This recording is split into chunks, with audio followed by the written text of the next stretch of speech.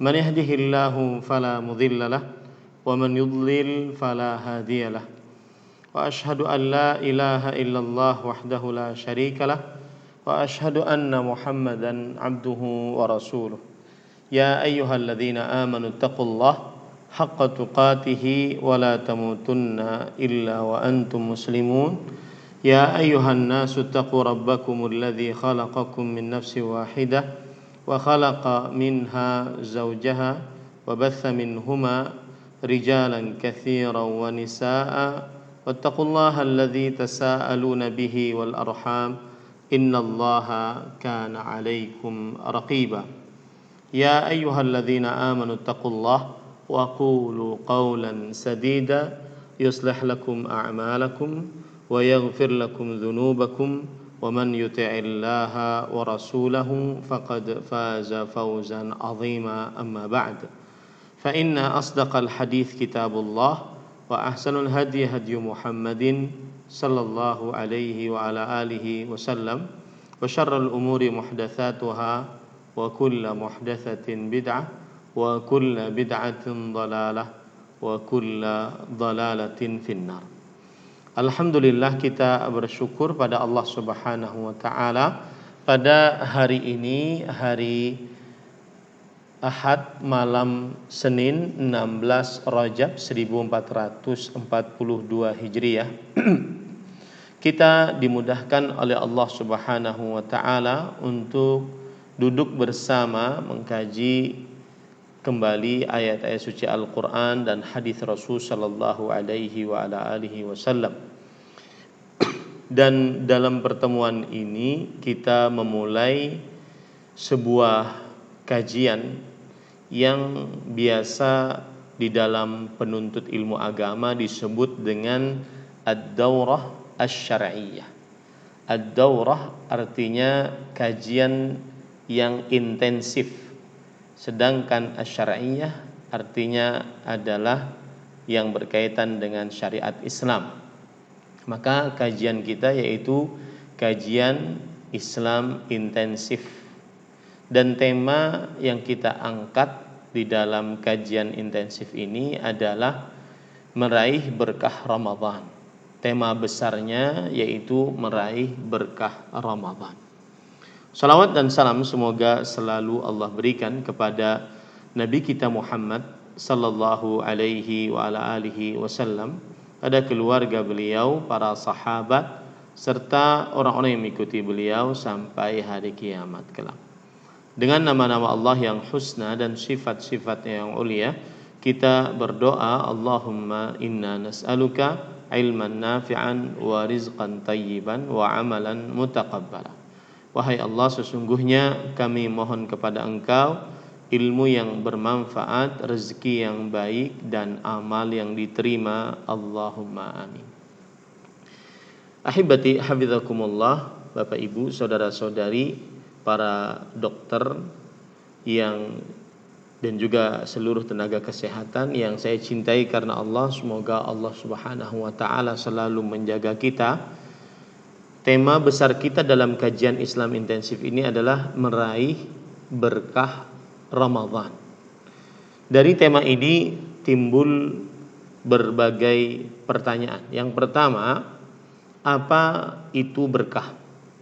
Kemudian yang kedua, benarkah Ramadan mempunyai berkah? Maka jawaban atas pertanyaan yang pertama, berkah di dalam bahasa Arab bermakna dua. Yang pertama, kebaikan yang tetap dan terus menerus ada. Kebaikan yang tetap dan terus menerus ada. Apa maksud hal tersebut?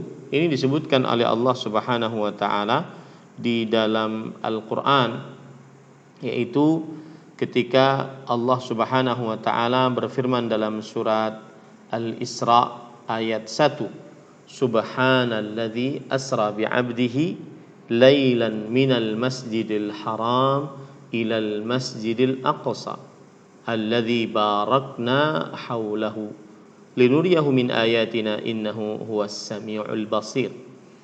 Maha suci Allah yang telah memperjalankan hambanya Nabi kita Muhammad sallallahu alaihi wa ala alihi wasallam pada suatu malam dari Masjidil Haram ke Masjidil Aqsa yang telah kami berkahi sekelilingnya. Saya pernah ke Masjidil Aqsa. Masjidil Aqsa itu adalah sebuah lahan berukuran 1,4 hektar. Di dalam Masjidil Aqsa ada namanya Baitul Maqdis. Baitul Maqdis adalah sebuah masjid kecil yang berada di dalam Masjidil Aqsa. Ini gambarnya. Ini perhatikan. Mudah-mudahan bisa dilihat ya. Nah, bisa terlihat ya. Nah, inilah Masjidil Aqsa. Inilah Masjidil Aqsa yang ada tangan saya ini. Kemudian ini bukan Masjidil Aqsa. Ini adalah Baitul Maqdis maksud saya. Ya, ini Baitul Maqdis. Dan lahan yang ada tanda merahnya itulah Masjidil Aqsa. Adapun yang ada kubah kuningnya, maka itu adalah bukan Baitul Maqdis, tetapi dia di dalam daerah Masjidil Aqsa. Yang saya ingin tuju di sini adalah kata berkah, alladzi barakna haulahu, yang artinya yang kami berkahi di sekitarnya. Alhamdulillah sampai detik ini Allah Subhanahu wa taala membuktikan bahwasanya di sekitar Masjidil Aqsa seluruhnya berkah. Kenapa? Karena buah-buah kurma selalu ada di setiap musimnya. Makanya arti keberkahan yang pertama adalah kebaikan yang ada dan kebaikan yang tetap dan terus-menerus ada.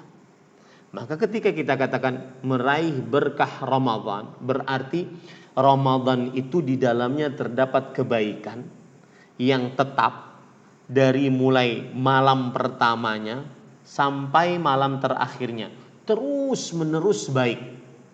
Terus-menerus baik. Nanti saya akan jelaskan kebaikannya. Kemudian arti yang kedua dari berkah adalah kebaikan yang banyak dan terus bertambah. Kebaikan yang banyak dan terus bertambah. Allah Subhanahu wa taala berfirman di dalam Al-Qur'an tentang Baitul Haram atau Al-Masjidul Haram. Allah Subhanahu wa taala berfirman dalam surat Ali Imran ayat 96. Inna awwala baitin wudi'a lin-nas lalladzi bi Bakkata mubarakan hudan wa hudan lil alamin. Sesungguhnya rumah yang pertama kali dibangun untuk tempat beribadah manusia kepada Allah adalah Baitullah yang berada di Bakkah, yaitu Mekah, yang diberkahi. Lihat, yang diberkahi. Ini menjadi master pointnya dan menjadi petunjuk bagi semua manusia. Kata-kata yang diberkahi, bahwa Masjidil Haram diberkahi, maksudnya adalah kebaikannya banyak dan terus bertambah. Banyak dan terus bertambah. Para ulama rahimahumullah ta'ala, di antaranya Imam Al-Qurtubi rahimahullah, beliau berkata, yang dimaksud Masjidil Haram penuh dengan berkah litadha'ufil amali fihi, karena beramal ibadah di dalamnya dilipatkan pahalanya. Satu solat senilai dengan 100.000 solat di selain Masjidil Haram. Ya, salatun fil Masjidil Haram bi mi'ati alfi salah, kata Rasulullah sallallahu alaihi wasallam. Salat di Masjidil Haram seperti 100.000 salat di masjid-masjid lain selain Masjidil Haram. Ini menunjukkan arti berkah adalah kebaikannya banyak dan terus bertambah. Oleh karena itu, ketika kita katakan meraih berkah Ramadan, berarti Ramadan bulan yang berkah, yang keberkahannya adalah kebaikannya banyak dan terus bertambah. Dari mulai hari pertama, malam pertama penuh dengan berkah, penuh dengan berkah, penuh dengan berkah. Dan catat dari sekarang, puncak keberkahan Ramadan ada pada akhirnya. Keliru yang terlalu semangat di awal Ramadan dan loyo di akhir Ramadan. Hati-hati. Kuda saja paham bagaimana bersikap apabila mau sampai garis finish. Maka semestinya manusia yang berakal, yang dimuliakan oleh Allah daripada seluruh binatang, lebih paham lagi bagaimana bersikap di akhir bulan Ramadan. Hati-hati, baju baru, kue, kacang goreng, emping dan semisalnya. Hati-hati di akhir-akhir Ramadan. Saya sudah ingatkan dari awalnya. Ya. Kenapa? Karena kita ambil berkah Ramadan itu artinya kebaikannya banyak dan terus bertambah sampai akhirnya. Puncak keberkahan Ramadan ada pada akhirnya, karena di akhirnya nanti ada Lailatul Qadar, kita akan jelaskan kelak. Ya, ini hati-hati. Puncak keberkahan Ramadan, berkah artinya dua, kebaikan yang tetap dan terus menerus, kebaikan yang banyak dan terus bertambah berdasarkan dalil-dalil yang sudah saya sebutkan tadi. Kemudian apa dalil bahwa Ramadan bulan penuh berkah? Ini adalah hadis Rasul sallallahu alaihi wasallam. Berdasarkan hadis Rasul riwayat Imam An-Nasa'i, Nabi Muhammad salawatu rabbi wa salamuhu wa barakatuh alaih, setiap kali Ramadan datang, beliau senantiasa berkata kepada para sahabatnya seakan-akan beliau menyambut Ramadan. Maka ini pengajian termasuk pengajian yang merupakan mudah-mudahan mencontoh Nabi Muhammad SAW dari mulai sedari diri, mulai mempersiapkan diri untuk masuk ke dalam bulan yang penuh dengan berkah, sebagaimana Rasulullah SAW beliau mempersiapkan para sahabatnya dan menyambut Ramadan. Beliau berkata, "Atakum Ramadhanu syahrun mubarak, faradallahu azza wa jalla alaikum siyamah." Telah datang kepada kalian Ramadan, bulan yang penuh dengan berkah. Lihat di situ. Telah datang kepada kalian Ramadan, bulan yang penuh dengan berkah.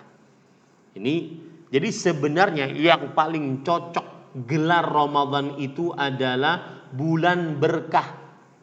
Enggak tahu saya datangnya dari mana juga di Indonesia menjadi bulan suci. Padahal kalau seandainya kita terjemahkan dalam bahasa Arab, bulan suci itu adalah Syahrul Haram. Dan bulan suci di dalam agama Islam berdasarkan ayat Quran, hadis Rasul, surat At-Taubah ayat 36, hadis Rasul riwayat Imam Bukhari, ada 4 selain bulan Ramadan. Yang pertama Dzulqa'dah, Dzulhijjah, Al-Muharram dan Rajab. Ya. Maka gelar yang paling cocok untuk Ramadan adalah Syahrun Mubarak, bulan penuh berkah. Ya, Ramadan Mubarak itu sudah benar tuh. Ya, nanti di awal-awal Ramadan kita sebarkan ke alam semesta. Selamat datang Ramadan Mubarak. Selamat datang Ramadan Mubarak. Begitulah Rasulullah sallallahu alaihi wa ala alihi wasallam. Ahibati hafizakumullah taala. Sekarang kita masuk kepada tema yang kita ingin pelajari pada kesempatan kali ini. eh, kita akan mengambil beberapa poin yang sudah saya siapkan, dan insya Allah materinya juga sudah diperbanyak oleh ya, saya carikan karena ada beberapa yang sama. Meraih berkah Ramadan. Baik. Kita masuk langsung kepada ini karena materinya banyak ya.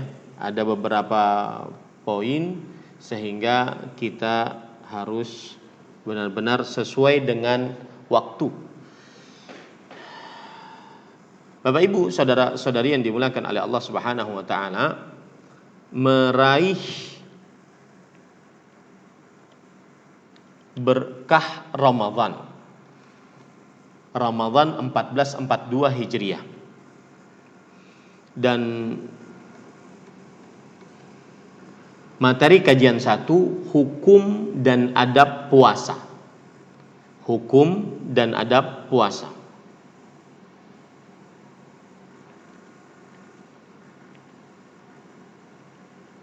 Baik. Yang pertama yaitu di sini disebutkan definisi puasa. Apa itu puasa? Secara bahasa, puasa artinya al-imsak. Disebutkan oleh Ibnu Mandzur dalam Kamus Besar Bahasa Arab Lisanul Arab. Al-imsak.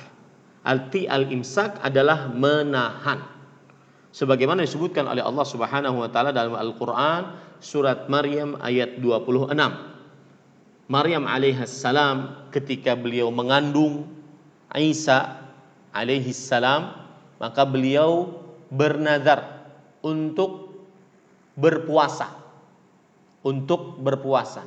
Bernazar untuk berpuasa di sini maksudnya untuk menahan. Menahan, tidak mau berbicara, tidak mau menanggapi pertanyaan orang-orang, kenapa kamu hamil tanpa suami? Allah berfirman dalam surat Maryam ayat 26, Inni nadartu lirrahmani sauman. Sesungguhnya aku bernazar untuk Allah yang Maha Pengasih sauman. Saum Ramadan ya, saum artinya adalah menahan, yaitu menahan untuk tidak berbicara di sini. Ini arti saum atau puasa secara etimologi. Adapun arti puasa secara terminologi syariat, istilah syariat Islam, maka artinya adalah at-ta'abbudu lillahi ta'ala bil imsaki biniyati anil akli wasyurbi wasairil mufattirat min tulu'il fajri tsani ila ghurubi syams min syakhsin makhsus bi syurutin makhsusah. Yang artinya pengertian puasa secara istilah syariat adalah proses beribadah kepada Allah dengan menahan makan dan minum serta seluruh yang membatalkan puasa dari mulai terbit fajar kedua sampai terbenam matahari, dilakukan oleh orang yang khusus dengan syarat-syarat yang khusus disertai niat. Itu pengertian puasa. Saya ulangi sambil menjelaskan. Pengertian puasa adalah proses beribadah kepada Allah.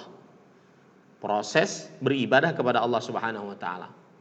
Dengan cara bagaimana? Menahan makan, minum, dan seluruh yang membatalkan puasa. Nanti kita akan sebutkan apa saja yang membatalkan puasa. Dari mulai terbit fajar kedua. Fajar ada dua, ada shadiq, ada kadzib. Ada yang dusta dan ada yang benar. Fajar yang dimaksud adalah fajar yang kedua yang menunjukkan waktu subuh, bukan fajar yang malam. Sampai terbenam matahari.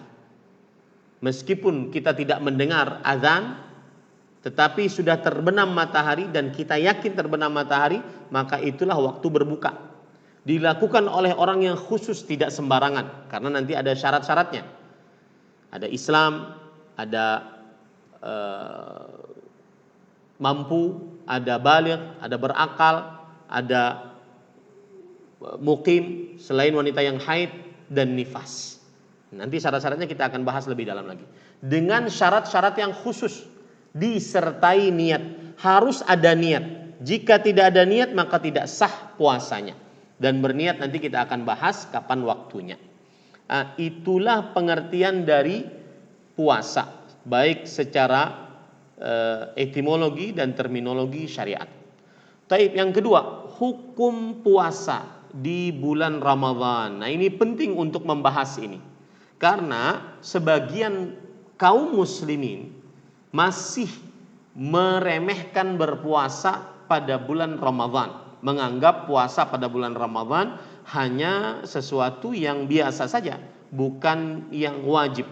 Sebelum saya akan menyebutkan hukum puasa di bulan Ramadan, maka saya ingin menegaskan dulu apa arti wajib. Wajib adalah ma amara bihi syari'u amran jaziman ustuhiqqa bil adzabi tarikuhu amdan mutlaqa. Segala sesuatu yang diperintahkan oleh syariat dengan perintah yang keras, diancam atau berhak mendapatkan siksa jika meninggalkannya dengan sengaja secara mutlak. Diancam atau berhak mendapatkan siksa jika meninggalkannya dengan sengaja secara mutlak. Maksudnya secara mutlak itu tidak ada alasan dia untuk meninggalkannya. Dia hanya sekedar meninggalkannya begitu saja. Tidak ada uzur syar'i yang dia miliki sehingga dia bisa meninggalkan puasa wajib Ramadan. Itu arti wajib. Jadi dia perintah yang keras. Nah, hukum puasa di bulan Ramadan hukumnya wajib berdasarkan Al-Quran, hadis dan ijma'. Ijma' artinya konsensus, kesepakatan para ulama sepeninggal Rasul sallallahu alaihi wasallam dalam sebuah permasalahan agama. Itu arti ijma'. Maka hukum puasa Ramadan hukumnya wajib. Ingat itu baik-baik, wajib, bukan sunnah, bukan mubah, wajib. Wajib, perintah yang keras. Wajib atas siapa? Atas setiap muslim baligh, berakal, mampu, mukim, dan terlepas dari penghalang-penghalang puasa seperti haid dan nifas. Dalil dari Al-Quran tentang wajibnya puasa adalah firman Allah dalam surah Al-Baqarah ayat 183. Ya ayyuhalladzina amanu kutiba alaikumus siyam kama kutiba alal ladzina min qablikum la'allakum tattaqun. Wahai orang-orang yang beriman, kutiba ala. Kutiba ala itu kalau terjemahan letterleknya dituliskan atas kalian. Para ulama usul fikih mengatakan apabila ada kata dalam bahasa Al-Quran kutiba ala menunjukkan diwajibkan atas kalian berpuasa. Dan ini ayat berbicara tentang bulan Ramadan. Kenapa? Karena setelah itu di ayat yang ke-185 dari Al-Baqarah akan membicarakan tentang puasa, tentang bulan Ramadan. Diwajibkan atas kalian berpuasa sebagaimana diwajibkan atas orang-orang sebelum kalian agar kalian bertakwa. Begitu juga dalam surah Al-Baqarah ayat 185. Allah Subhanahu wa taala berfirman, "Ya ayyuhalladzina amanu Syahrul Ramadhan alladzi unzila fihi al-Qur'an hudan lin-nasi wa bayyinatin minal huda wal furqan. Faman syahida minkumus syahra falyasumhu." Yang artinya bulan Ramadan yang diturunkan di dalamnya Al-Quran sebagai petunjuk bagi manusia dan keterangan-keterangan yang jelas dari petunjuk tersebut dan sebagai pembeda. Maka barang siapa yang menyaksikan dari kalian bulan, maka hendaklah ia berpuasa. Lihat di situ kata falyasumhu, maka liyasumhu, ada lamnya di situ. Para ulama bahasa mengatakan lam di sini adalah lamul amri, lam perintah. Wal aslu fil amri yadullu lil wujub, ma lam yadulla dalilu ala istihbabi. Dan asal hukum perintah mutlak menunjukkan kepada kewajiban selama tidak ada dalil yang menurunkan dia dari wajib menuju sunnah. Ini dalil yang menunjukkan bahwa wajibnya puasa Ramadan dari ayat Al-Qur'an. Adapun dari hadis Rasul sallallahu alaihi wasallam riwayat Bukhari dan Muslim dari sahabat Nabi Talhah bin Ubaidillah radhiyallahu anhu, beliau bercerita bahwa ada seorang A'rabi, seorang yang hidup di kampung pedalaman Arab atau yang disebut dengan orang Badui. Badui itu diambil dari kata baida yang artinya hidup di pedalaman, ya, dalam keadaan kepalanya terbuka, kemudian berbicara dengan pembicaraan yang tidak jelas. Lalu dia bertanya kepada Rasul sallallahu alaihi wasallam, "Ya Rasulullah,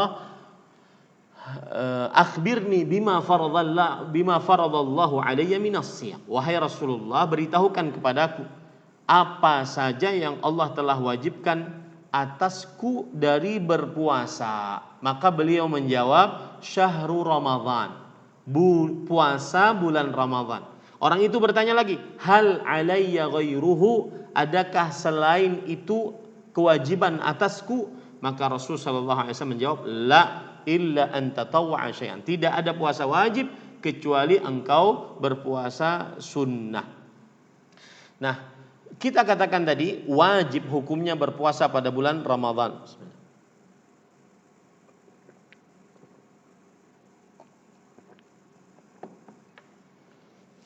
Wajib hukumnya berpuasa pada bulan Ramadan atas setiap muslim. Dan kebalikan dari Islam adalah kekufuran. Maka orang kafir tidak wajib atasnya berpuasa dan tidak sah atasnya berpuasa. Hal ini berdasarkan surah At-Taubah ayat 54. Wa ma mana'ahum an tuqbala minhum nafaqatuhum illa annahum kafaru billah. Dan tidak ada yang menahan dari mereka untuk diterima amalan-amalan mereka, sedekah-sedekah mereka, kecuali karena mereka kufur terhadap Allah dan Rasulnya.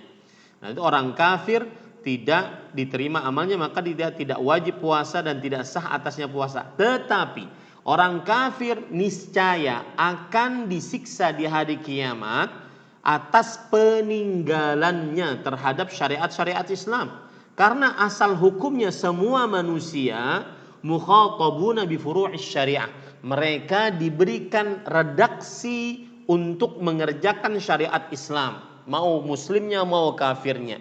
Makanya nanti Allah Subhanahu wa taala akan menyiksa orang-orang yang tidak sholat dari orang-orang kafir dan akan dimintai pertanggungjawaban. Artinya mereka disiksa dua, karena kekafirannya dan karena tidak mengerjakannya cabang-cabang syariat seperti sholat, puasa, zakat, haji dan seterusnya.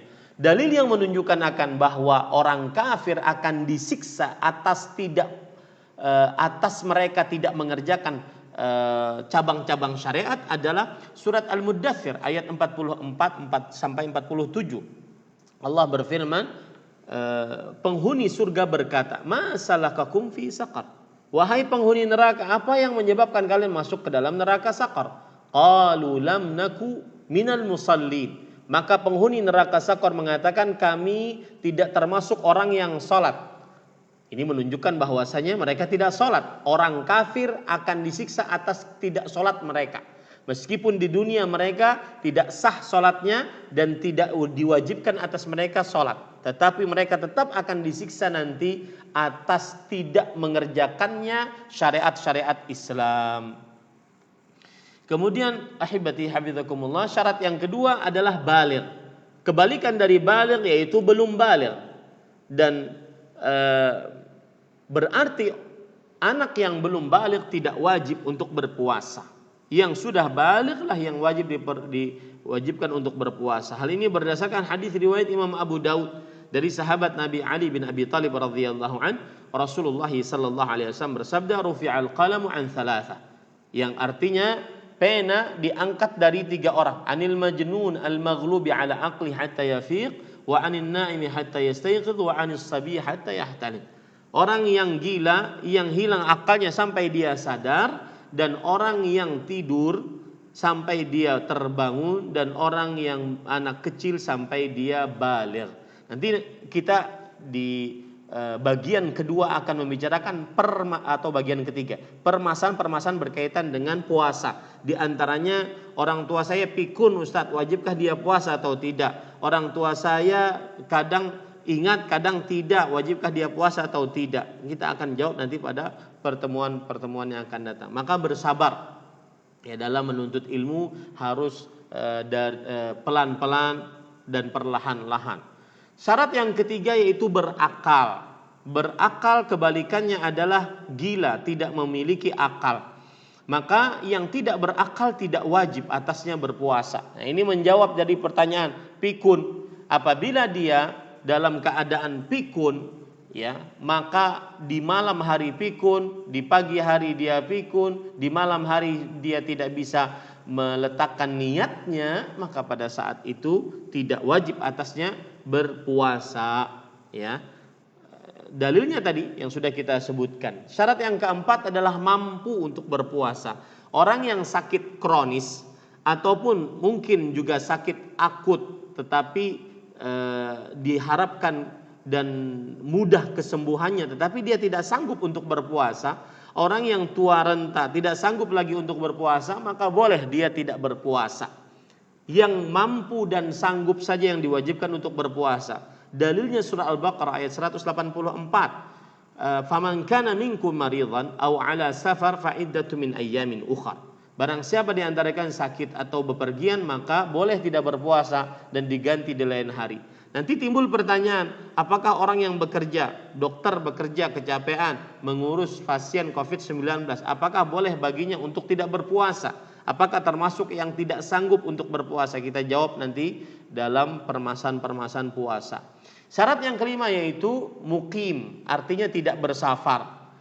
Berdasarkan ayat tadi Al-Baqarah ayat 184. Kemudian syarat yang keenam adalah terlepas dari halangan-halangan puasa seperti haid dan nifas. Hal ini berdasarkan hadis riwayat Bukhari bahwasanya Rasulullah sallallahu alaihi wasallam bersabda, "Alaisat idza hadat lam tusalli wa lam tasum fadzalika min nuqsani diniha." Bukankah wanita apabila dia sedang haid maka dia tidak sholat dan tidak berpuasa? Itulah kekurangan agama dari perempuan.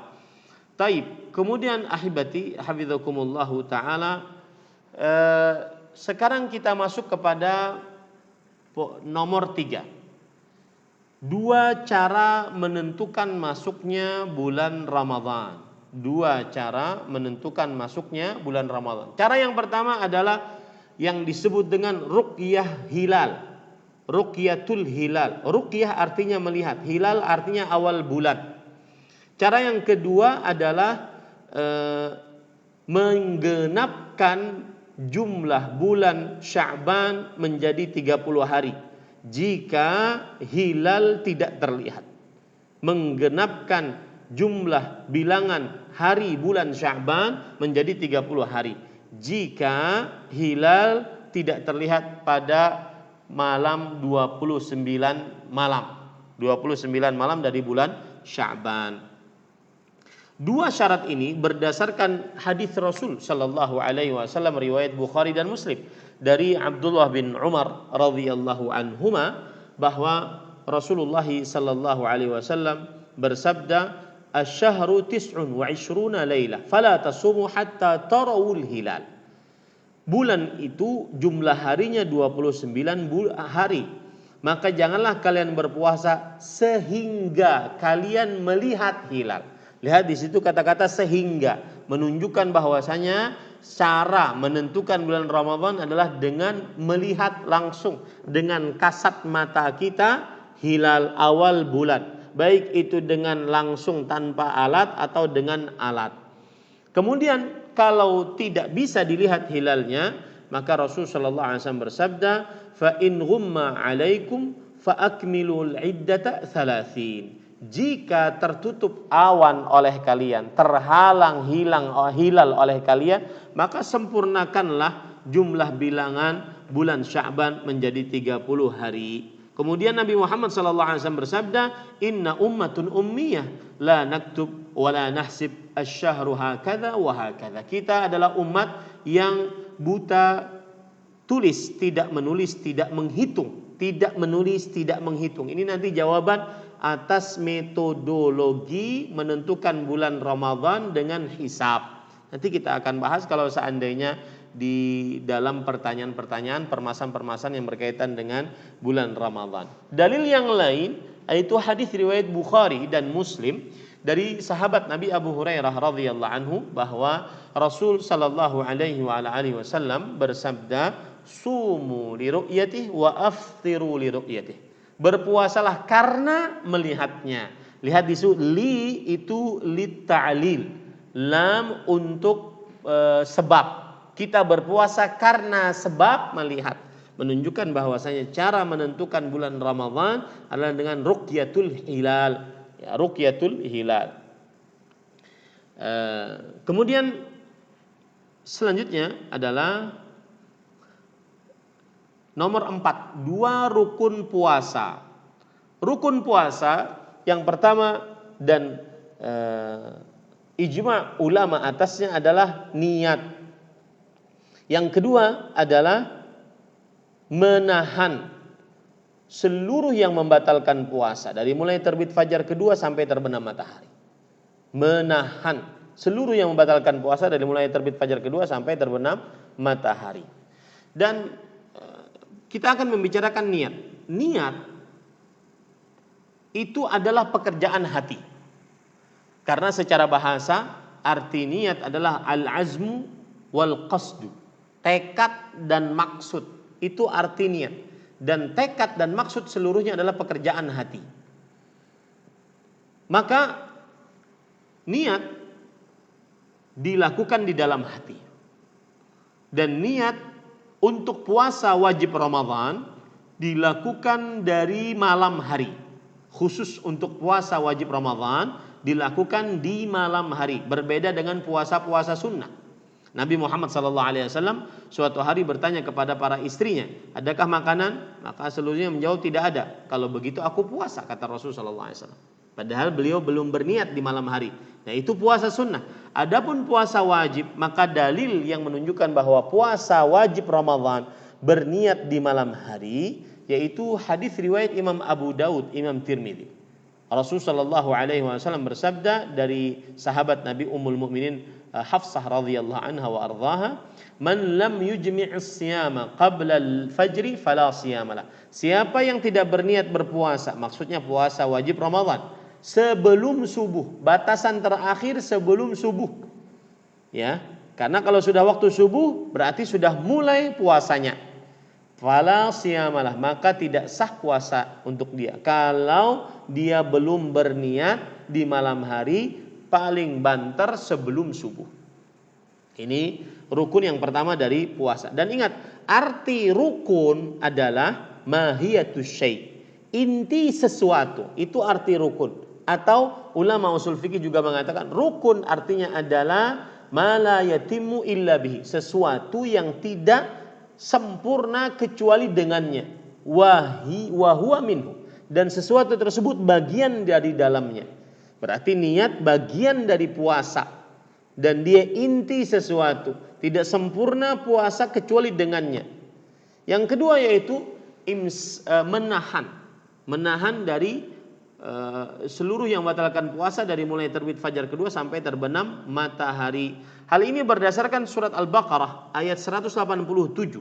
Allah Subhanahu wa taala berfirman,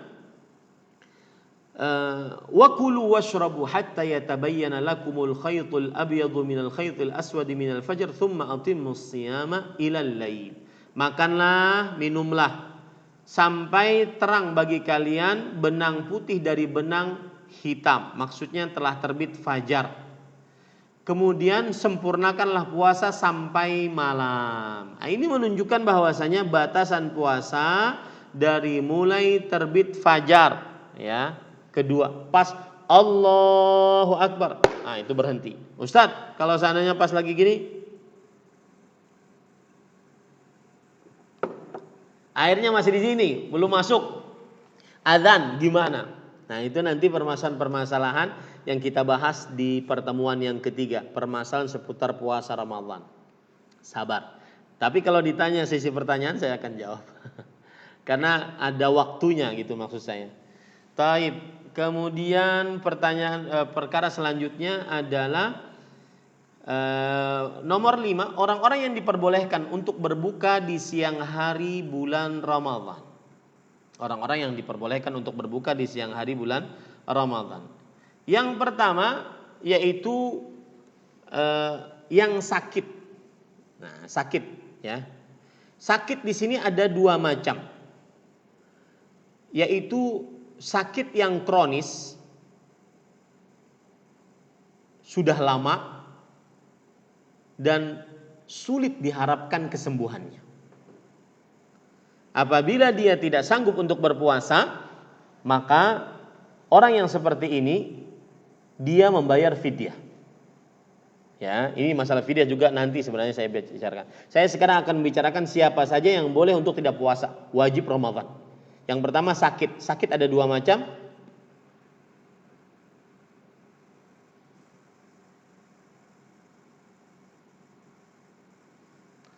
Suara masih jelas? Ini gambarnya agak terputus-putus. Suaranya masih jelas? Ya, alhamdulillah Ustaz. Suaranya. Lanjut atau gimana? Lanjut Ustaz, silakan. Jelas Ustaz suaranya. Taib. Karena gambarnya terputus-putus di saya. Taib, saya lanjutkan. Yang pertama yaitu orang yang sakit. Sakit yang kronis. Sudah lama, menahun dan sulit diharapkan kesembuhannya. Maka yang seperti ini nanti hukumnya dia boleh bayar fidyah. Fidyahnya nanti kita bicarakan. Kemudian sakit yang kedua yaitu sakit yang akut. Artinya datang tiba-tiba, diharapkan kesembuhannya dengan cepat, tetapi dia tidak sanggup untuk berpuasa. Maka ini semua masuk ke dalam hadis ke dalam ayat Al-Qur'an, "Faman kana minkum maridhan aw 'ala safar fa iddatu min ayyamin ukhra." Barang siapa di antara kalian sakit. Ya, ini adalah masuk ke dalam hal tersebut. Kemudian yang ketiga, ini kan sakit kronis, sakit akut. Kemudian yang ketiga musafir.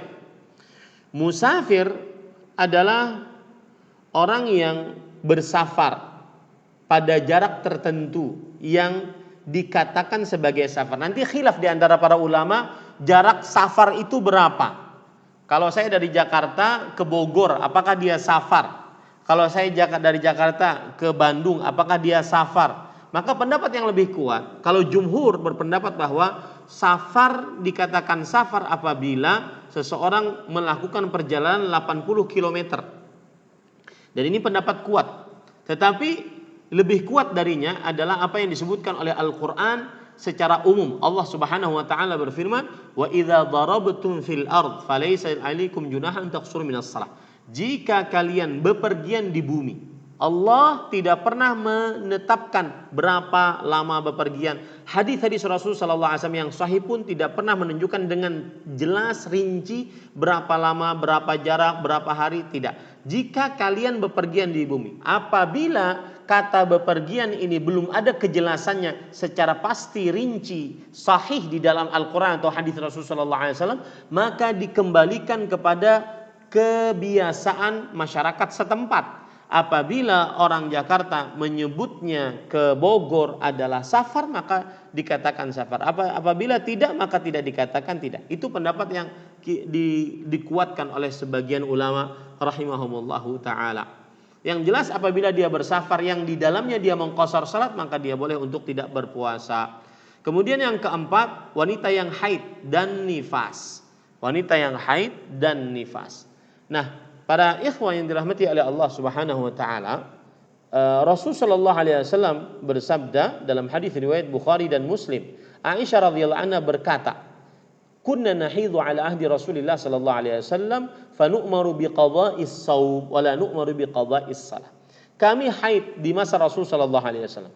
Lalu kami diperintahkan untuk mengqadha puasa. Ini berarti bahwa wanita yang haid dan semisalnya yaitu nifas, maka mereka tidak boleh berpuasa dan tidak sah puasa mereka, dan mereka wajib mengqadha, dan wanita ini boleh untuk tidak berpuasa secara syariat.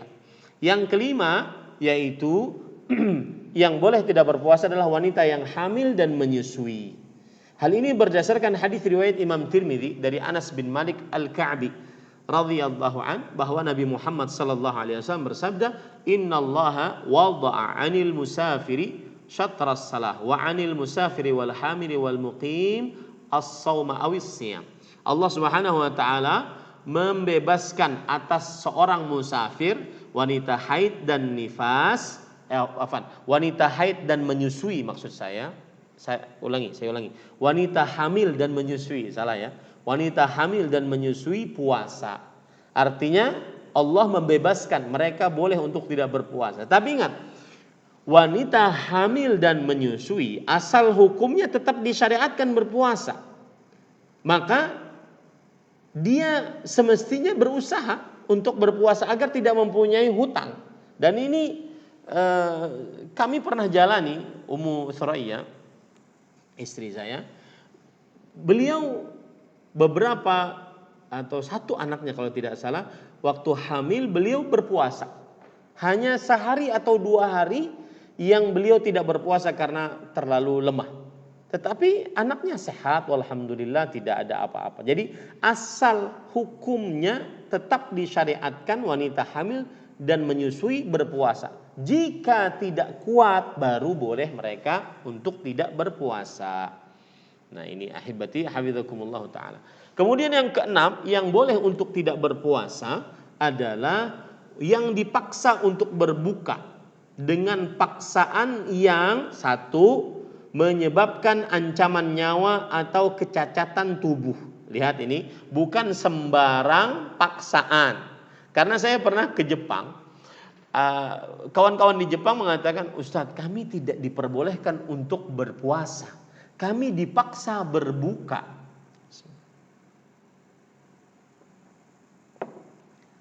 Kata perusahaan yang kami bekerja di sana, "Kalian kalau berpuasa ini, maka etos kerja kalian berkurang. Coba sekarang satu-satu ya masuk ke situ, agar tidak kelihatan temannya. Kalian makan di situ, nggak apa-apa.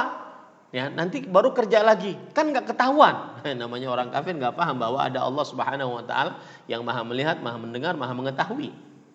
Ya, mereka yang penting etos kerja jangan berkurang, itu intinya. Maka saya katakan kalau seandainya sudah seperti itu, maka Anda diwajibkan untuk pulang ke negeri muslim, negeri yang di dalamnya kita melakukan syiar Islam dengan sangat mudah. Ya, dengan sangat mudah. Ini para ikhwan yang dirahmati oleh Allah Subhanahu wa taala. Maka dalil yang menunjukkan akan hal ini bahwa kalau orang dipaksa untuk berbuka dengan paksaan yang menyebabkan hilangnya nyawa atau cacatnya tubuh, maka dalilnya adalah maka dia boleh berbuka. Dalilnya adalah surah An-Nahl ayat 106. An-Nahl ayat 106.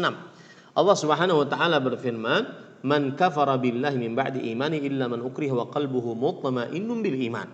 Barang siapa yang kufur setelah keimanannya, kecuali siapa yang dipaksa dan hatinya dalam keadaan tenang dengan keimanan. Walakin man syaraha bil kufri sadran fa alaihi ghadabun minallah wa lahum adzabun adzim. Maka orang yang seperti ini tidak mengapa, tetapi yang berbahaya adalah apabila dia mengucapkan kalimat kekufuran dan dari dalam hatinya senang dia mengatakan seperti itu, maka atas mereka murka Allah dan bagi mereka siksa yang pedih.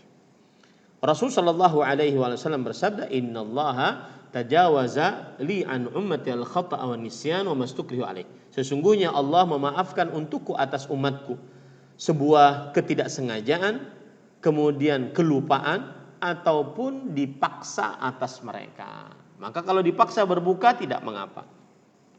Kemudian yang ketujuh adalah yang sangat terpaksa harus berbuka. Orang yang ketujuh yang diperbolehkan untuk berbuka adalah yang sangat terpaksa wajib berbuka. Kalau tidak dia mati atau cacat tubuhnya. Maka pada saat itu dia berbuka. Seperti misalkan orang yang mau tenggelam, orang yang mau terbakar, mau kebakaran, ataupun orang yang kena musibah. Ya, dalam keadaan dia sangat terpaksa untuk berbuka. Kalau tidak dia bisa mati ataupun bisa membahayakan nyawanya. Nah, di sini nanti timbul pertanyaan, apakah orang yang bekerja yang dia kira-kira sangat letih, tidak sanggup untuk berpuasa, boleh dia berbuka? Maka jawabannya tidak. Tidak. Kecuali saat dia bekerja, kemudian dia sangat memerlukan untuk berbuka. Adapun dari awal tidak boleh. Karena tidak ada dalil syar'i yang menunjukkan bahwa bekerja membolehkan orang tidak puasa wajib Ramadan.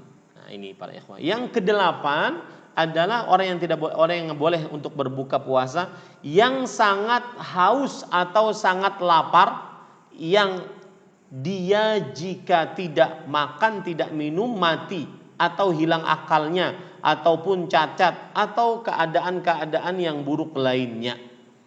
Karena Allah Subhanahu wa taala berfirman dalam surah Al-Baqarah ayat 195, wala tulqu biaidikum ila tahlukah. Jangan kalian jerumuskan dengan tangan-tangan kalian diri kalian kepada kebinasaan.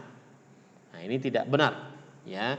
Kemudian yang selanjutnya yang kesembilan adalah orang yang terpaksa berbuka untuk mengerjakan sebuah ketakwaan seperti misalkan berjihad.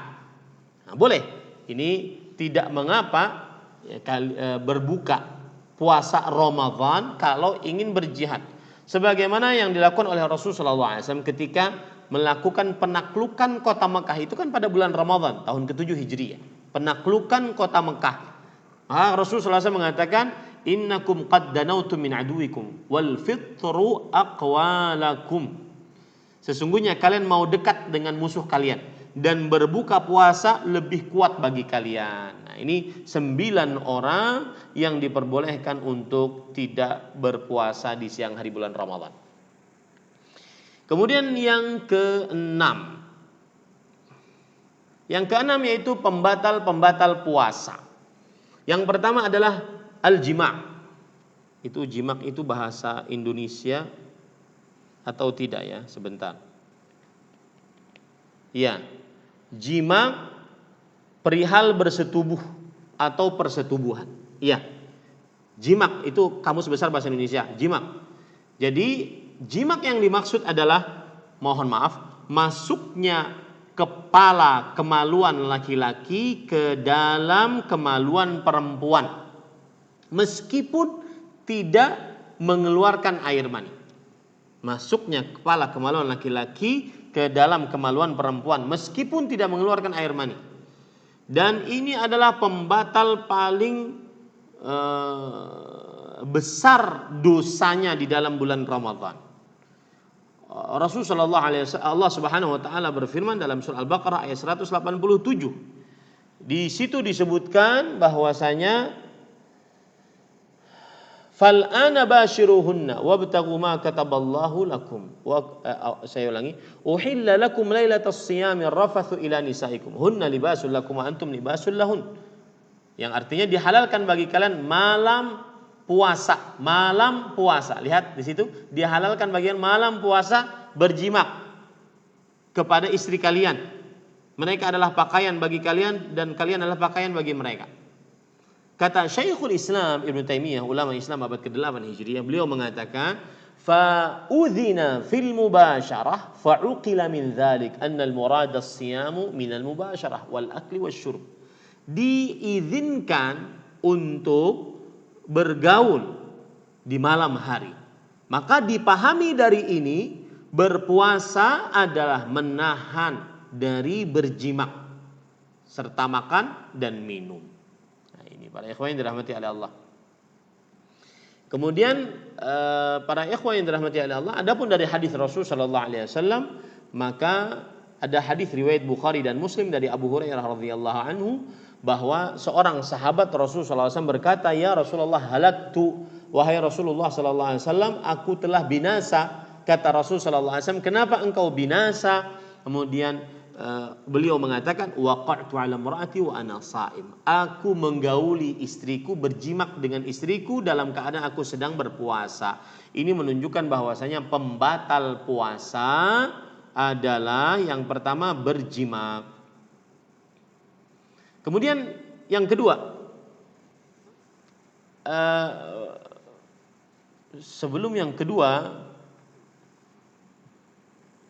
saya jelaskan saja. Yang kedua, sebelum yang kedua, saya akan menyebutkan bahwasanya siapa yang menjimaki istrinya di siang hari bulan Ramadan, padahal dia termasuk orang yang wajib untuk berpuasa, maka satu, dia wajib membayar kompensasi yang sangat berat. Yang pertama, memerdekakan budak seorang yang beriman. Jika tidak mampu, berpuasa 2 bulan berturut-turut. Jika tidak mampu, bersedekah kepada 60 fakir miskin. Dan ini adalah urutan-urutan. Artinya jika tidak ada budak, baru berpuasa 2 bulan berturut-turut. 2 bulan berturut-turut. Kalau tidak sanggup berpuasa 2 bulan berturut-turut, baru setelah itu dia bersedekah kepada 60 fakir miskin. Setiap harinya satu makan kenyang, 1 kali makan kenyang, 1 kali makan kenyang. Nah itu yang pertama. Yang kedua adalah setelah dia berjimak tersebut harus menahan. Tidak boleh makan, tidak boleh minum. Meskipun waktunya masih lama, waktu berbukanya masih lama, rasakan tuh. Udah capek-capek, haus banget. Ya, tidak boleh dia makan, tidak boleh minum. Dia tetap berpuasa meskipun sudah rusak puasanya. Yang ketiga, yaitu dia wajib mengqadha di lain hari puasanya tersebut. Yang keempat, wajib bertaubat karena Rasulullah SAW mengatakan kepada orang tersebut yang berjimak di siang hari bulan Ramadan, Rasulullah SAW mengatakan wastaghfirillah, beristighfarlah kepada Allah Subhanahu wa taala. Taib. Itu pembatal yang pertama. Pembatal yang kedua adalah keluarnya air mani dengan sengaja. Keluarnya air mani dengan sengaja, baik itu karena pikiran kotor ataupun karena memeluk, mencium, ataupun masturbasi, ataupun karena melihat hal-hal yang diharamkan, ya, pokoknya keluar mani dengan sengaja, maka ini haram.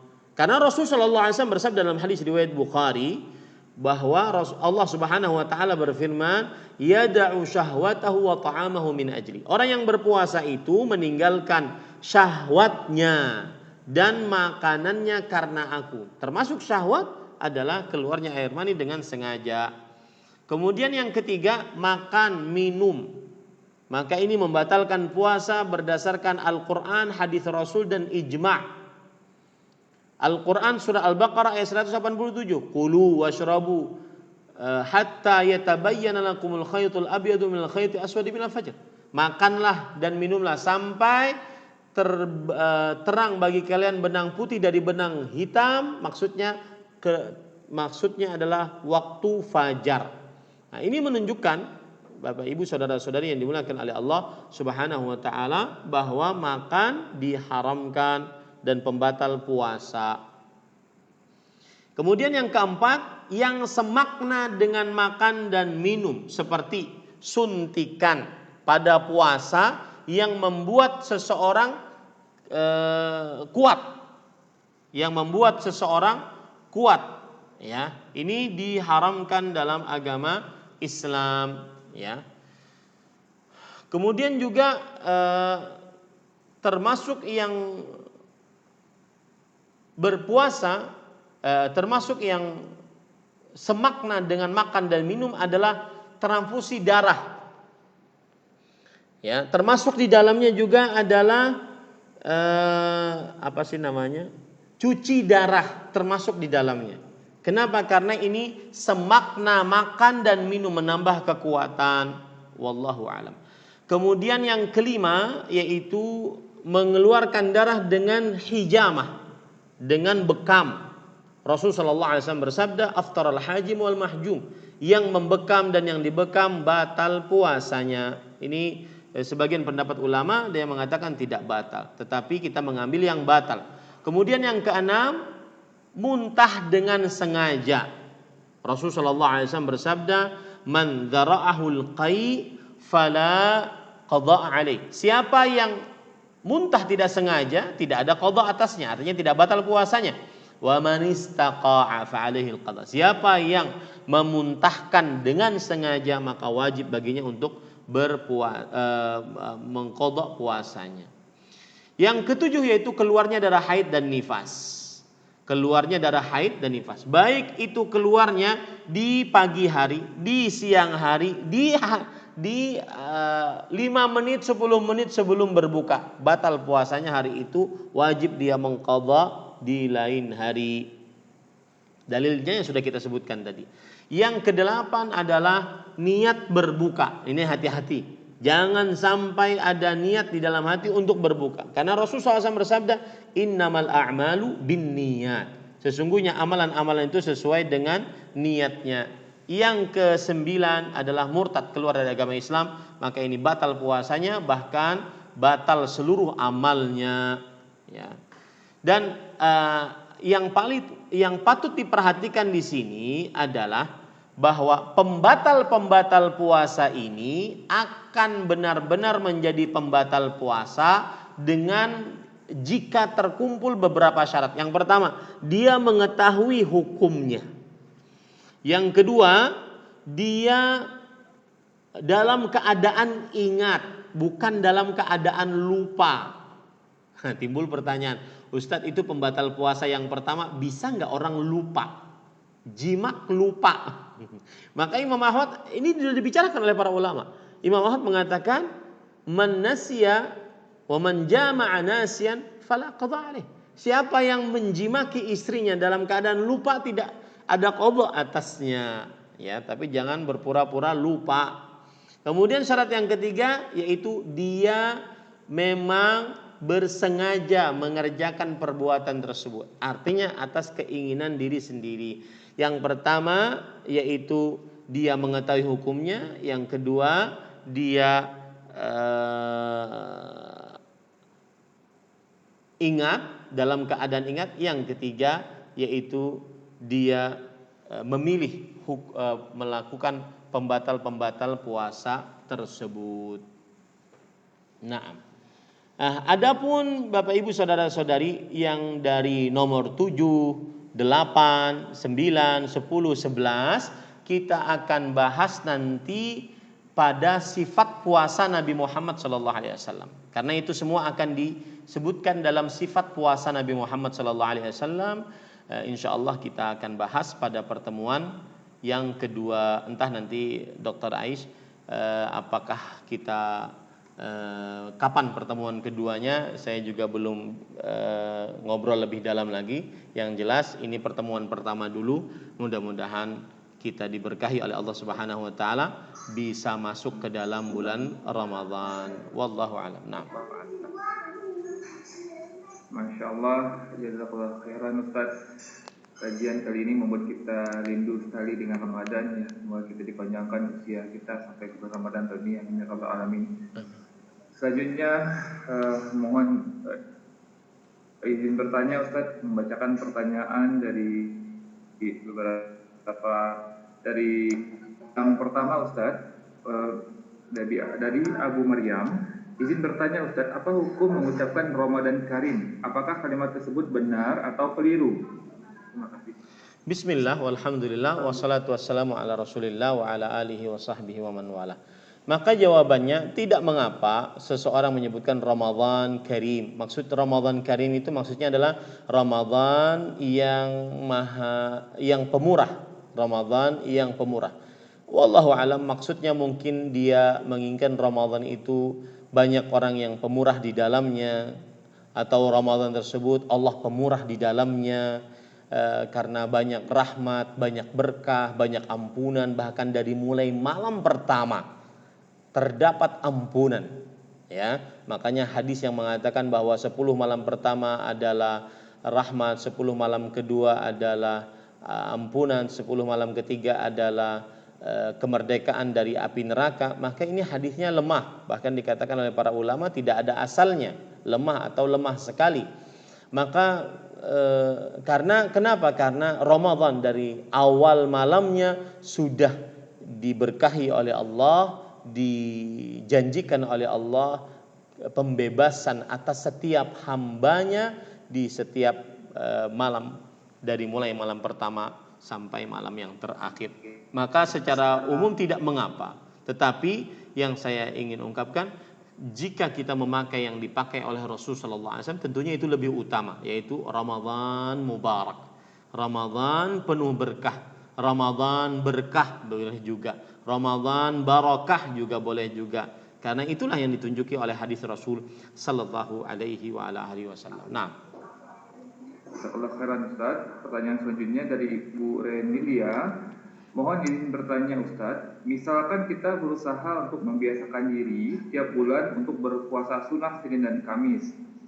Apakah boleh jika 1 bulan sebelum Ramadan kita menghentikan puasa Senin Kamis dengan alasan untuk persiapan puasa di bulan Ramadan? Maksudnya dalam hal fisik dan kesehatan untuk tidak berpuasa sunnah dulu sementara. Bagaimana pandangan hal tersebut? baik. Bismillah walhamdulillah wassalatu wassalamu ala Rasulillah wa ala alihi wa sahbihi wa man wala. Rasulullah sallallahu alaihi wasallam pernah disebutkan dalam hadis Rasul tentang puasa di bulan Sya'ban. Artinya gini, kalau seandainya kita berbicara tentang 1 bulan sebelum bulan Ramadan, berarti itu kan berbicara tentang puasa di bulan Sya'ban. Maka yang ada di dalam hadis-hadis Rasul sallallahu alaihi wasallam, malah di bulan Sya'ban beliau lebih banyak berpuasa. Malah di bulan Sya'ban beliau lebih banyak berpuasa. Sebagaimana hadis riwayat Imam Muslim dan Imam Bukhari dari Aisyah radhiyallahu anha, kana Rasulullah sallallahu alaihi wasallam yasumu Sya'bana kullahu. Adalah Nabi Muhammad sallallahu alaihi wasallam, beliau berpuasa pada bulan Sya'ban seluruhnya. Yasumu Sya'bana illa qalila. Berpuasa di bulan Sya'ban seluruhnya kecuali sedikit saja, karena memang dalam hadis yang lain Rasul sallallahu alaihi wasallam mastakmala siyama syahrin illa fi Ramadan. Beliau tidak pernah menyempurnakan berpuasa sebulanan penuh kecuali bulan Ramadan. Ini menunjukkan para ikhwan yang dirahmati oleh Allah Subhanahu wa taala bahwasanya hikmah dari berpuasa di bulan Sya'ban adalah latihan untuk puasa di bulan Ramadan. Nah, ini kan para dokter sering mendapat ini di awal-awal bulan Ramadan, biasanya banyak yang ke klinik, ke rumah sakit karena sakit sakit perut dan semisalnya, karena tidak terbiasa berpuasa. Maka kalau seandainya mempunyai kebiasaan Senin Kemis, saya nasihatkan untuk dilanjutkan karena ini proses untuk latihan di bulan Ramadan.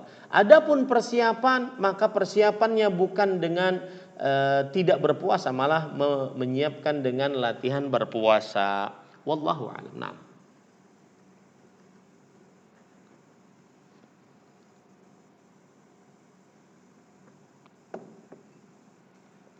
Silakan. Oke, Ustaz, tadi agak terputus. Assalamualaikum warahmatullahi wabarakatuh. Ustaz, izin bertanya, bagaimana hukumnya kalau sudah berusaha berpuasa Ramadan tetapi tidak kuat sehingga akhirnya batal karena sakit lambungnya. Akan tetapi ini menariknya Ustaz, saat tidak puasa malah tetap merokok. Nah, mungkin sekali Ustaz, hukum merokok pada puasa ini gimana nih Ustaz? Barakallahu fiik. Baik. Bismillah walhamdulillah wassalatu wassalamu ala Rasulillah wa ala alihi wa sahbihi wa man wala. Ahibati hafizakumullah, kaum muslimin yang saya cintai karena Allah, semoga Allah Subhanahu wa taala selalu menjaga kita. Apabila ada orang yang dari pagi dia sudah berpuasa, kemudian ternyata di siang hari sakit lambungnya, kemudian dia tidak sanggup untuk berpuasa, maka Allah Subhanahu wa taala berfirman, "Wa ma ja'ala 'alaikum fid dini min haraj." Yang artinya bahwa Allah tidak menjadikan di dalam diri kalian, di dalam agama itu kesulitan. Surah Al-Hajj ayat 78. Allah Subhanahu wa taala juga berfirman, "Wala taqtulu anfusakum innallaha kana bikum rahima." Janganlah kalian membunuh diri kalian sendiri, sesungguhnya Allah penyayang terhadap kalian. Surah An-Nisa ayat 29. Rasulullah sallallahu alaihi wasallam bersabda, "La dharara wala dhirar." Tidak ada bahaya apapun dan tidak boleh mendatangkan bahaya sama sekali. Hadis riwayat Imam Ibnu Majah. Maka jika memang tidak sanggup untuk melanjutkan berpuasa, berbukalah. Nah, lalu ketika dia berbuka ternyata dia ngerokok, maka hukum merokok haram berdasarkan ayat-ayat yang saya sebutkan tadi. Al-Baqarah 195, Al-Hajj 78, An-Nisa 29, kemudian hadis riwayat Imam Ibnu Majah yang saya sebutkan tadi. Ya, bahwasanya rokok malah mendatangkan penyakit lebih berbahaya hanya daripada penyakit lambung, dan Bapak para dokter lebih mengetahui dibandingkan saya. Bahkan sudah tersebar di media sosial yang mempunyai rokok pun mengatakan berbahaya, dan iklannya pun rokok membunuhmu. Ya, maka diharamkan dalam agama Islam. Ya, diharamkan dalam agama Islam. Kemudian para ikhwan yang dirahmati oleh Allah Subhanahu wa taala, kalau ada orang bakar duit, nih duit 100.000 dia bakar, itu haram, dosa besar, kawannya syaitan, karena dia bersikap mubadzir, membuang-buang uang. Lebih besar lagi merokok. Ini mohon maaf ya para dokter, mungkin ada yang merokok juga, mohon maaf, karena ya kita harus jujur di dalam hukum Islam ini, karena akan dimintai pertanggungjawaban kelak sayanya di hari kiamat. Jadi saya harus menyelamatkan diri saya dong, harus benar-benar ilmiah dan jujur dalam ilmiah yang disampaikan. Tidak boleh kita menutup-nutupi hukum Islam gitu ya. Maka rokok lebih besar dosanya dibandingkan yang membakar uang tadi. Kenapa demikian? Karena para ikhwan yang dirahmati oleh Allah Subhanahu wa taala, seorang yang merokok bukan hanya membahayakan dirinya, tetapi dia membahayakan orang lain. Dan para dokter sekalian, hafizakumullah, semoga Allah Subhanahu wa taala selalu menjaga, sudah mengetahui bahwasanya perokok fasik lebih berbahaya dibandingkan perokok aktif. Adapun syubhat yang sering disampaikan, kalau tidak merokok saya sumpah, kalau tidak merokok saya tidak bisa berpikir. Kemudian syubhatnya juga dengan syubhat itu artinya dalil yang samar-samar, tidak pasti. Yang pasti tadi sudah kita sebutkan ayat Al-Qur'an ya. Dalil yang samar-samar seperti misalkan bersandar kepada perbuatan seseorang, ya, seseorang tersebut terkenal, entah itu jabatannya, entah itu kedudukannya. Maka saya berpesan, al-haqqu la yurtabatu birrijal, walakin i'rifil haqqa ta'rif ahlahu. Kebenaran itu tidak dikaitkan dengan seseorang. Kebenaran tidak dikaitkan dengan seseorang. Tetapi kenali kebenaran, maka engkau akan tahu dari mana siapa yang benar. Kenali kebenaran, engkau akan tahu siapa yang benar. Dan kebenaran hanya dari Al-Quran dan hadis Rasul Sallallahu Alaihi Wasallam. Seperti itu. Wallahu a'lam. Nah. Masya Allah, jazakallah khairan Ustaz. Ini benar Ustaz, subhanallah, ini pasien-pasien saya sebagai donor jantung ini yang laki-laki 80-90% memang perokok Ustaz. Itu tidak bisa dipungkiri. Itu sebuah kenyataan yang susah untuk dipungkiri. Benar Ustaz. Baik Ustaz, izin untuk bertanya selanjutnya. Assalamualaikum warahmatullahi wabarakatuh. Izin bertanya Ustaz, jika wanita yang sedang menstruasi yang tidak wanita yang sedang mengalami mens yang tidak teratur di bulan Ramadan, setelah diperiksa oleh dokter diketahui penyakit ini. Baik. Ini juga menarik, ya. Ini juga menarik dan para dokter sekalian yang dirahmati oleh Allah Subhanahu wa taala. Saya ada materi puasa dan wanita muslimah. Itu semua permasalahan yang berkaitan dengan wanita muslimah. Di antaranya masalah haid. Haid bagi wanita muslimah itu sebenarnya seorang wanita muslimah, saya katakan haram untuk tidak faham tentang darah haid. Ya, haram. Kenapa? Karena dia darah kebiasaan seorang wanita muslimah. Dia harus mendalami akan hal itu. Lebih dia mendalami dibandingkan menghilangkan satu jerawat di pipinya. Karena sebagian perempuan kalau sudah masalah glow skin itu paling paham. Ya, tetapi karena gara-gara kadang-kadang permasalahan yang berkaitan dengan darah haid kebiasaan, padahal itu berkaitan dengan ibadah dia, proses penghambaan diri dia kepada Allah Subhanahu wa taala, dia sebagian belum paham. Nah, ini muqaddimah ya, intermezzo. Adapun jawabannya begini. Wanita yang menstruasinya tidak tetap, maka dilihat, ini langkah pertamanya dilihat apakah dia memiliki kebiasaan haid. Apakah dia memiliki kebiasaan haid? Maka jika memiliki kebiasaan haid, itulah yang dijadikan patokan.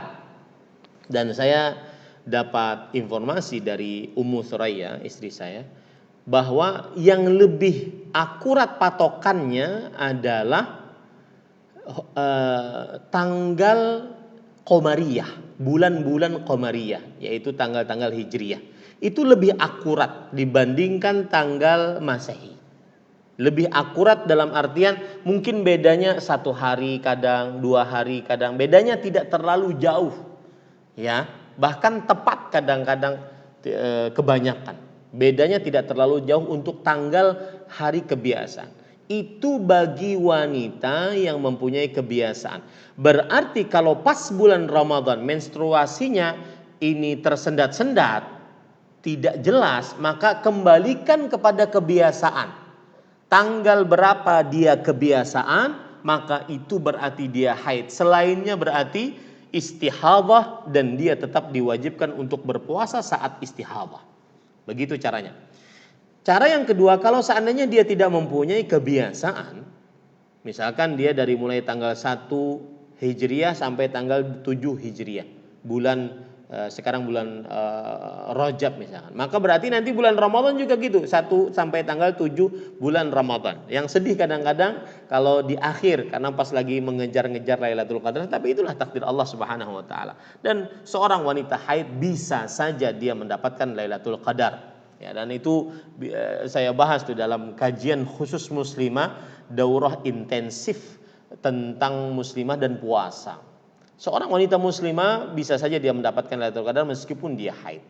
Nah, kalau seandainya tidak punya kebiasaan, maka bagaimana caranya? Dia melihat darahnya. Rasulullah SAW mengatakan aswadu yu'raf. Darahnya adalah hitam pekat dan baunya menyengat. Maka itu berarti darah haid. Selainnya berarti bukan darah haid.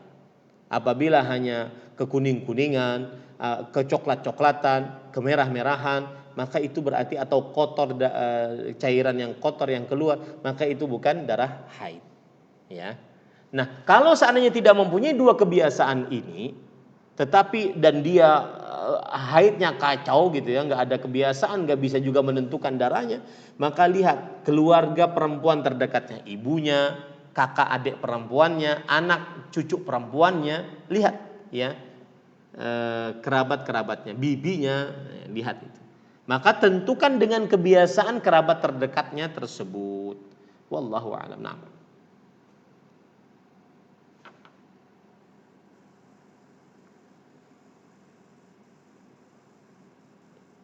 Suaranya nggak kedengar.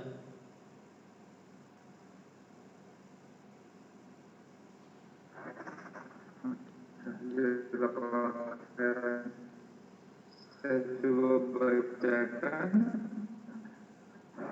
Assalamualaikum, mohon izin pendapat Ustaz. Lambat.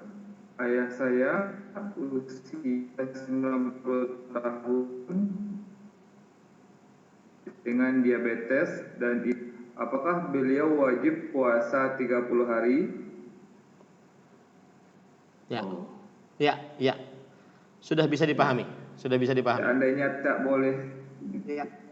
Baik. Ya. Bismillah, walhamdulillah, wassalatu wassalamu ala rasulillah wa ala alihi wa sahbihi wa man wala. Seorang punya penyakit diabetes. dan umurnya mungkin sudah tua. Apakah wajib untuk berpuasa? Ukurannya adalah sanggup atau tidak. Ya, sanggup atau tidak. Kalau seandainya dia lemah berpuasa, malah bertambah penyakitnya, kemudian tidak sanggup untuk berpuasa, maka boleh tidak berpuasa. Dan kalau seandainya dia penyakitnya kronis, menahun, sulit diharapkan kesembuhannya dengan segera, maka pada saat itu dia wajib membayar fidyah. Dia wajib membayar fidyah.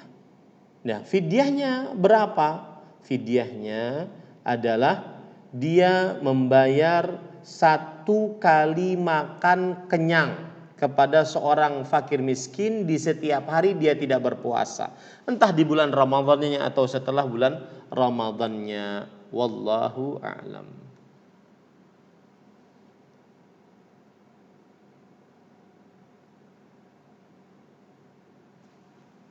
Nah, Puasa orang yang tidak menutup auratnya. ulangi pertanyaannya, terputus tadi.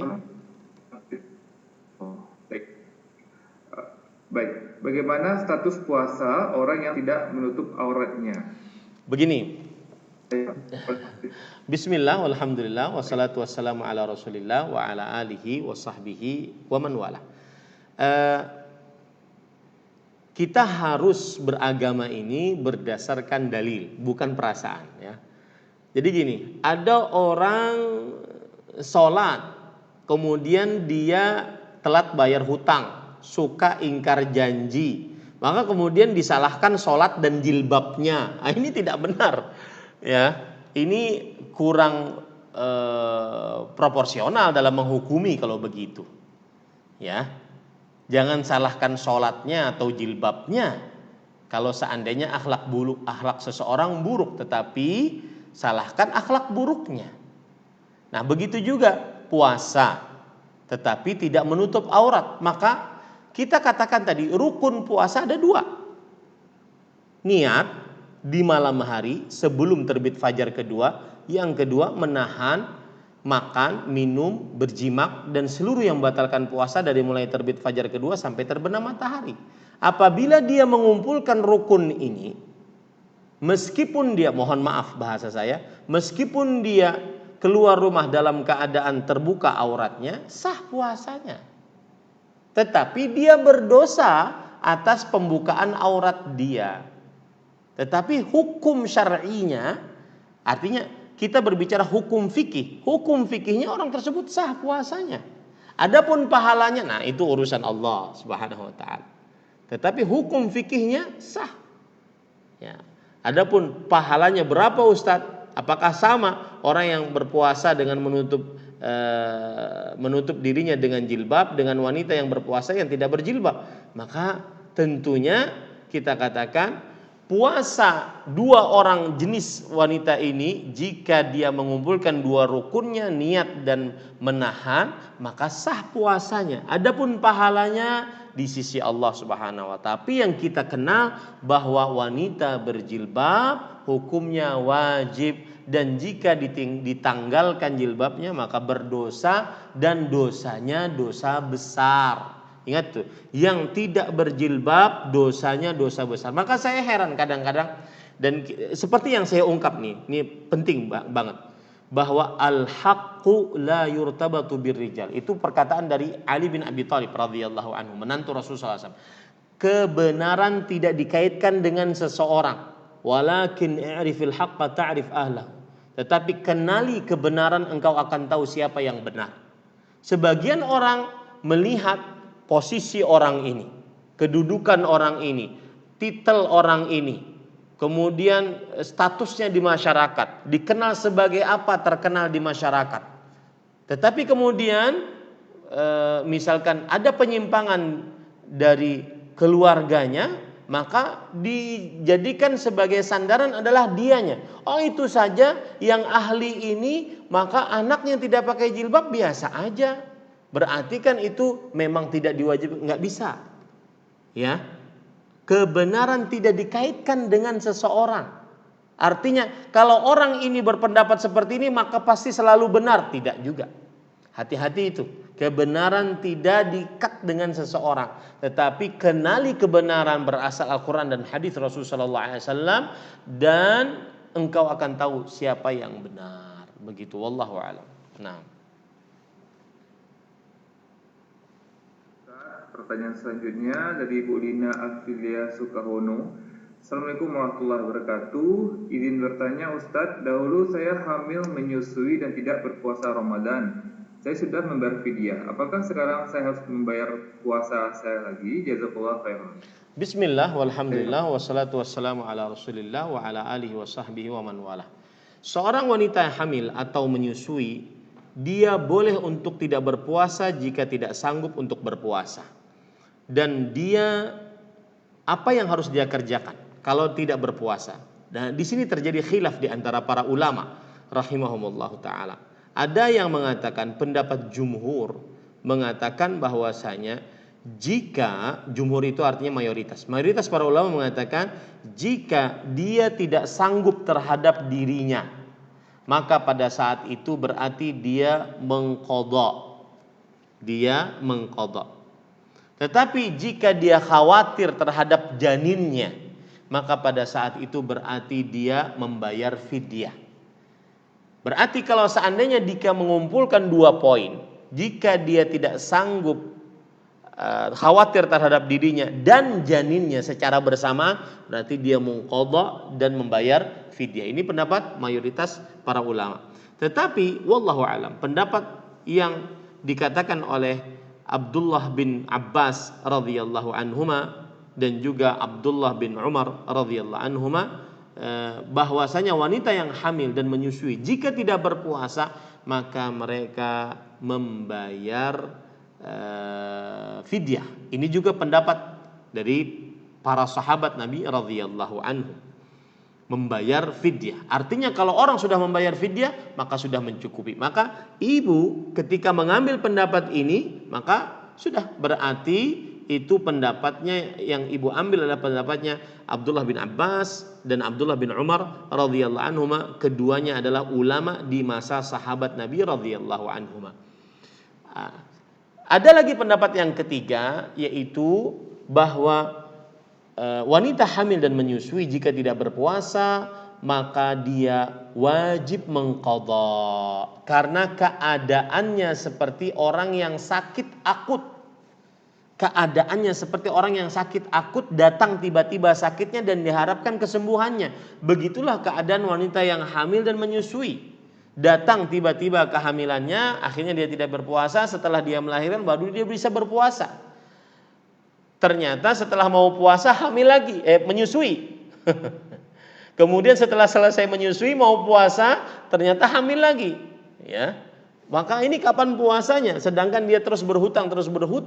Maka jawabannya seperti yang saya ungkap di awal. Asal hukum wanita yang haid dan wanita yang hamil dan menyusui sebenarnya dia tetap disyariatkan untuk berpuasa. Baru jika dia tidak sanggup baru dia boleh berbuka. Ya. Nah, dan pendapat yang ketiga ini dikatakan oleh Imam Ibnu Utsaimin rahimahullahu taala bahwa wanita yang hamil dan menyusui itu seperti orang yang sakit akut. Datang tiba-tiba diharapkan kesembuhannya dengan cepat, maka dia mengqadha. Dan kita kuatkan pendapat itu, dia mengqadha berdasarkan hadis yang kita sebutkan tadi, innallaha wada'a 'anil musafiri wal hamil wal murdi as-shaum aw as-siyam. Allah membebaskan atas orang yang bersafar dan wanita hamil dan wanita yang menyusui berpuasa.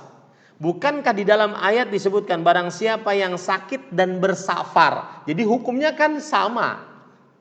Ketika Rasulullah SAW mengatakan Allah membebaskan dari orang yang bersafar, wanita hamil dan menyusui, berarti hukumnya sama. Dan orang yang bersafar ketika dia tidak sanggup untuk berpuasa, dia qadha di lain hari.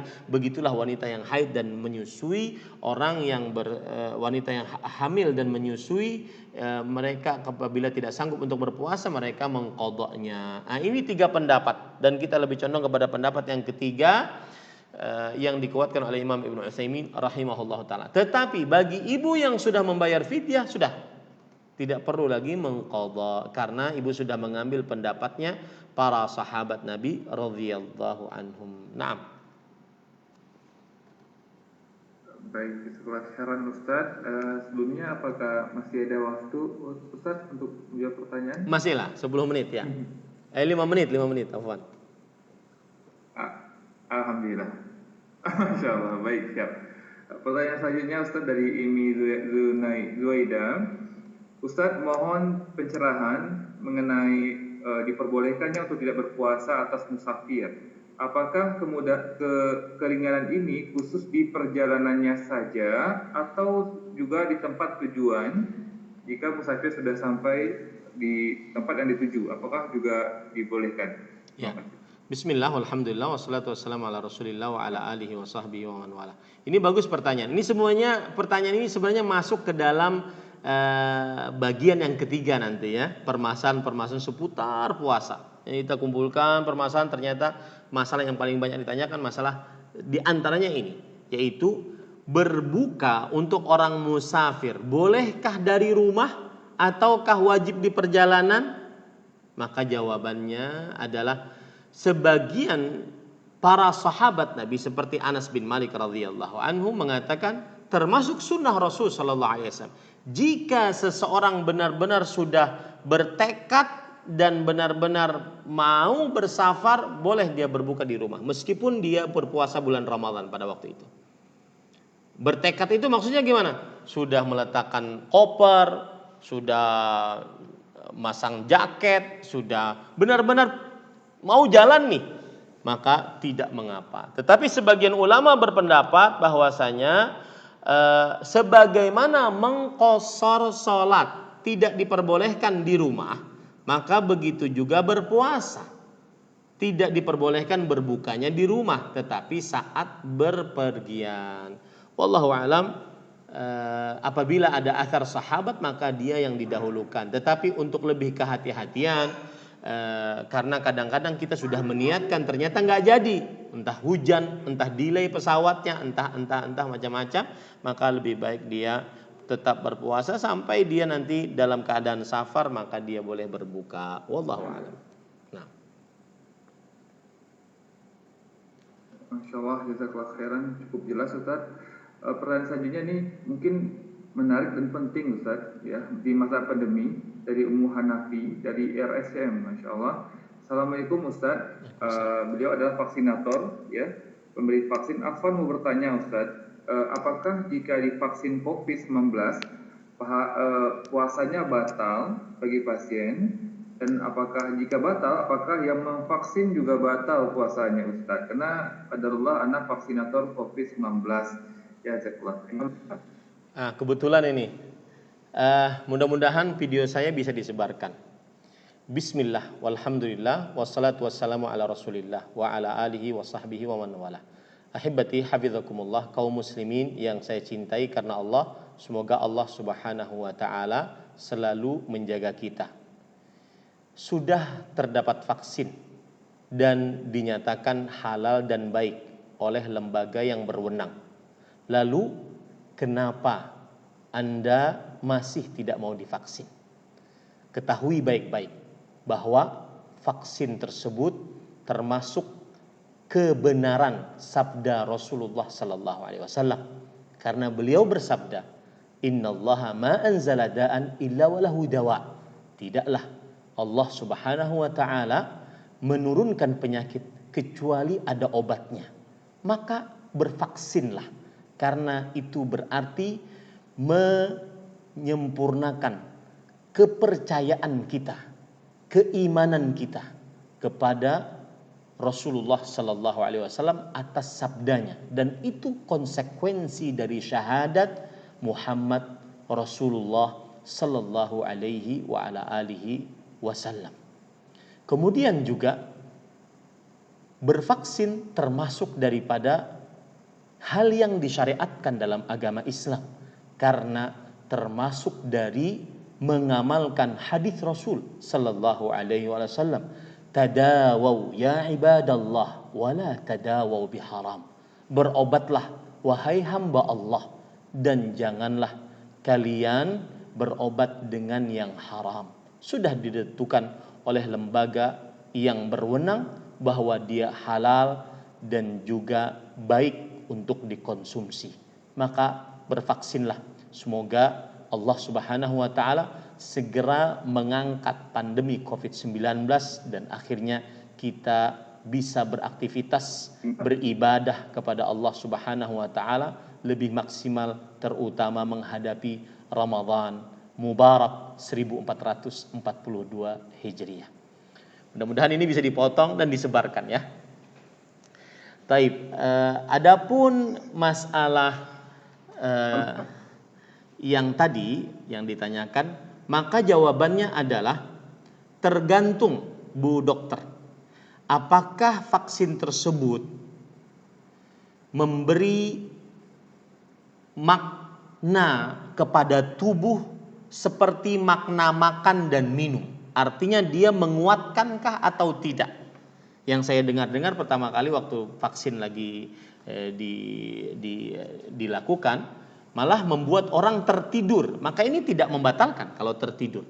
Yang membatalkan adalah apabila dia semakna dengan makan dan minum. Membuat ada seperti transfusi darah, itu kan membuat orang lebih segar.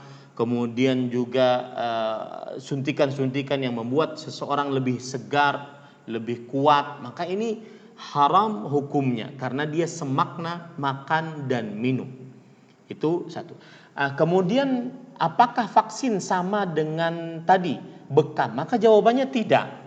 Ya, karena bekam, jika ada kita mengambil pendapat ulama yang membatalkan sebagaimana kita sudah sebutkan tadi, maka disebutkan kenapa bekam itu membatalkan puasa. Salah satu sebabnya adalah membuat seseorang kepayahan setelah berbekam. Ya, kepayahan setelah berbekam. Dan kaidah umum dalam agama Islam, ma ja'ala 'alaikum fid dini min haraj. Allah tidak menjadikan atas kalian di dalam beragama kesulitan. Maka pada saat itu batal puasanya. Nah, kenapa yang membekam juga batal puasanya? Karena proses bekam terdahulu itu meletihkan, ya, dan juga dikhawatirkan ada darah yang masuk ke dalam anggota, ke dalam tenggorokan, karena dia prosesnya dihisap, ya, tidak seperti sekarang ini. Maka itu sebabnya. Jadi vaksin tidak sama dengan bekam, sehingga yang memvaksin dan yang divaksin batal. Ini tidak sama. Ya, wallahu a'lam. Nah. Masya Allah, jazakallah khairan Ustadz. Ini sudah 5 menit dari waktu terakhir tadi. Dan untuk memberitahukan Ustadz, alhamdulillah untuk pertemuan pertama kita ini ada 420 partisipan. Alhamdulillah, ya, semoga memberikan banyak manfaat Ustadz. Dan semoga masih bisa kita lanjutkan di pertemuan-pertemuan selanjutnya.